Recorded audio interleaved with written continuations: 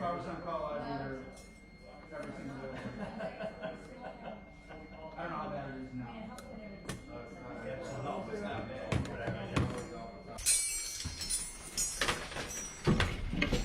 At this point, we do an equipment isolation so that there's no movement of the equipment. We go ahead and isolate it, and then we can go assess another landing and see if we can cancel it. So I would add that to your protocol right here.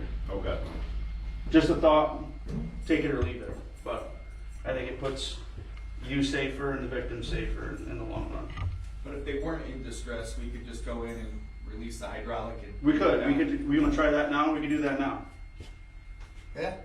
Let's do that. Go to the power and block up the Yep. hydraulic, right? So if you guys got a lock, why don't you isolate power? You know, I'm not sure about the lockout tag. You're probably gonna want to stage somebody at the landing to talk to the victim, keep them clear. Do we have a lock pad? No, it's in the rig. I'll simulate locking. Simulate a lock. Simulate a lock. We have a bag this Right there. Same voice agents. Unless it's a little limited access with shallow pits. Oh, all right. So Most of them are like residential. I got it. Okay. Riverfront. Engine 7, this is truck 5. 5 go.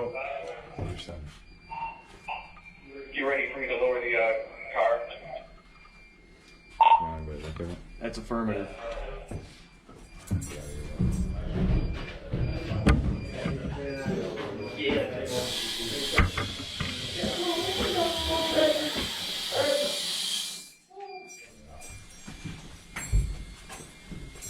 That's quicker than I thought it would be. It's not what you need to do. So as you can see, this is going to make life a whole lot easier for you guys. So they're not freaking out inside. Now, Frank, as soon as he stops, does it just bam right there, or is there anything? Well, it'll go down on the springs. So if you got a radio, you could just tell him, stop it when you get close, you feel you can do a rescue. At that point, once he gets it stopped, I would isolate it with, there's a shut-off valve for the hydraulics in there.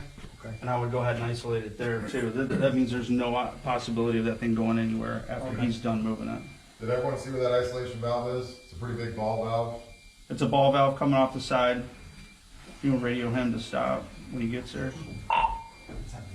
That's enough. So it'll stop and you can isolate it. Of course, if you're at the bottom landing with a hydraulic, you've only got a couple inches of travel past the bottom sill, which is you run by. So you've isolated and there's no possibility of any equipment movement once it hits the springs. So just keep that in mind.